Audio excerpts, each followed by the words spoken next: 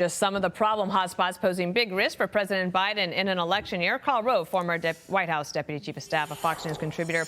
Karl, sometimes there's a photograph that will just encapsulate everything. And I think right now, for this election in 2024, it's this one. Take a look here. This is a migrant who was involved in the attacking of police officers in Times Square. He's being let out of court yesterday on bail, and he gives America, the press, everybody there, the double bird. And I feel like if you wanted to encapsulate the problems of the Biden administration, you take unfettered illegal immigration, crime, and then being able to walk out without any consequences. And there you have a photograph that you might not see. Other photo editors choose to show it, but this is where it is.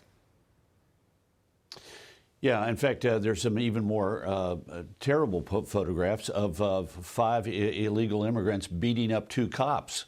Well, he was one of them. Which led to the arrest of these people. He was one of them. Yeah. And this is so wrong on so many levels. 5 people who have come into our country illegally, who are being taken care of by taxpayer dollars, kept in shelters and in hotels in New York.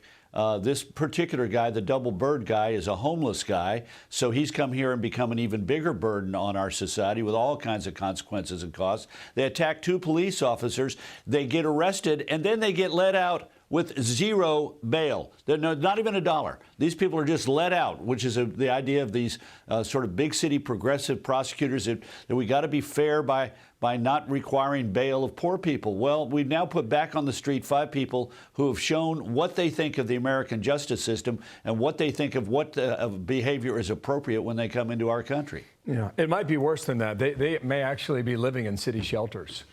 We haven't been able to determine that just yet. 4 of them are. Four of the... Yeah, 4 of them are. Okay, because we asked the deputy commissioner that last hour, and she wasn't sure about it. But I mean, that's another blow, right? Because the taxpayers are paying for it. Here is the back and forth now on the border. You know, it's going to be a political battle right now, Karl, between Democrats and Republicans pointing fingers. I want to be very clear. Our borders are not open. The border is secure. The president has done more to secure the border and to deal with this issue of immigration than anybody else. So you've got that, and you've got this from Congress. Yeah, it's a quote. This is from a memo that the White House put out. It said that after years of playing politics, House Republicans have a chance to finally say yes to border security. And this is the Deputy Communications Director, Andrew Bates. He said that inheriting a broken system, President Biden acted on day one by proposing a concrete immigration reform plan and underscoring the pressing need for border security. Unfortunately, not only have congressional Republicans blocked the president's reform plan since then, but they have also voted against the record border security funding he has delivered over their objections every single year. The media is going to help the White House deliver this message. Can Republicans withstand it?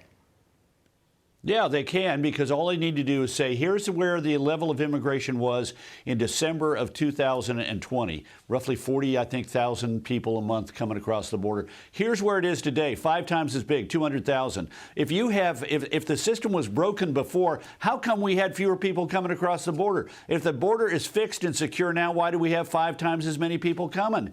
And it's ridiculous.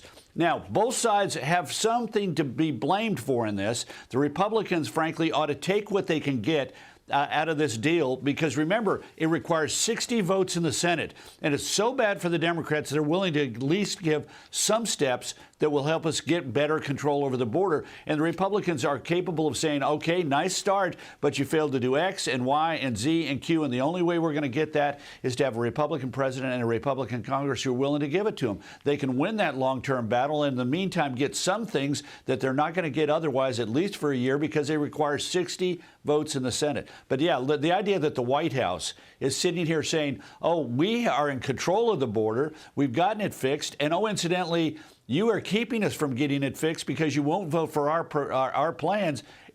Those two things are at conflict with each other. But the fact of the matter is, at the end of the day, the Republicans will win this messaging battle, because here's where the level of illegal immigration was when they left office, and here's where it is today. Well, a lot of Republicans, and the gap between is the Biden gap. A lot of Republicans say, why bend?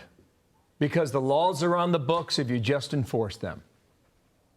Yeah, well, I don't think they should bend. The question is, what more can you do that will constructively help give us additional tools like more funding for barriers and for the wall where it's necessary, more money for Border Patrol and so forth. There are things that can be done proactively that will step up our ability to enforce the border. But the Republicans, are going to win this battle, the messaging battle. The question is, in the meantime, are the Democrats smart enough to say, you know what, let's give them more of what they want in order to get the 60 votes and give us at least say we got forward progress. But they're ultimately not going to be able to win this battle because, again, here's where it was, here it is today. And even if we make big changes today, this top number is not going to drop a lot in the next 7 or 8 months. Yeah.